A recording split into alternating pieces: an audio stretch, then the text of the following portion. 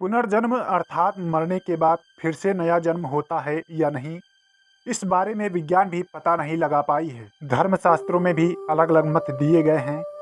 विज्ञान दूसरी तरह से मानता है कि शरीर या जीवन का अंत नहीं होता, उसका रूप बदलता रहता है, क्योंकि पदार्थ और शक्ति का कभी नाश नहीं होता।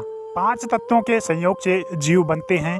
मृत्यु के समय वे नष्ट होते तो दिखाई देते हैं, पर वास्तव में वे मिट नहीं पाते हैं। पिछली शताब्दी में अपनी अन्वेषी मेधा के कारण आधुनिक गैलीलियो कहे जाने वाले वैज्ञानिक डॉक्टर इयान स्टीवेंसन ने पहली बार वैज्ञानिक शोधों और प्रयोगों के दौरान पाया कि शरीर न रहने पर भी जीवन का अस्तित्व बना रहता है। उचित अवसर आने पर वह अपने शरीर या पार्थिव रूप को फिर से बिल्ड कर लेता है। उन्हीं की टीम द्वारा किए गए प्रयोग और अनुसंधानों को स्पिरिट साइंस एंड मेटाफिजिक्स में समझौते हुए लिखा है कि पुनर्जन्म काल्पनिक नहीं है, उसकी संभावना निश्चित सी है। उचित समय आने पर वह अपने शरीर या पार्थिव रूप को फिर से रचता है। भारतीय मूल के सभी धर्म दर्शन पुनर्जन्म को मानते हैं, यहाँ तक कि आत्मा के अजर अमर अस्तित्व को लेकर मौन रहने वाले बौद्ध और जैन दर्शन भी पुनर्जन्म की संभावना को निश्चित मानते हैं। फिर से जन्म लेने की तकनीक पर भले ही मतभेद हों, पर दोबारा जन्म की बात को किसी न किसी रूप में सभी मान रहे हैं। जब हम मरने लगते हैं तो हमारे शरीर के साथ क्या होता है,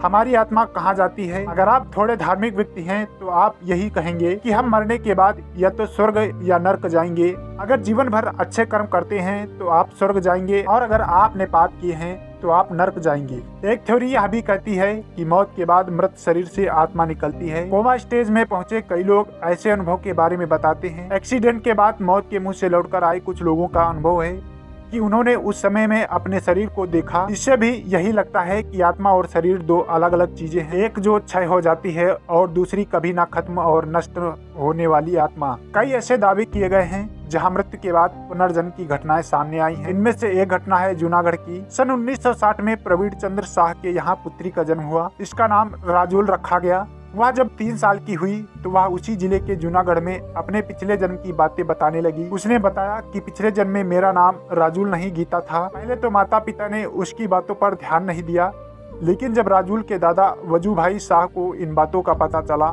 तो उन्होंने इसकी जांच पड़ताल की। जानकारी मिली कि जूनागढ़ के गोकुलदास ठक्कर की बेटी गीता की मृत्यु अक्टूबर 1559 में हुई थी।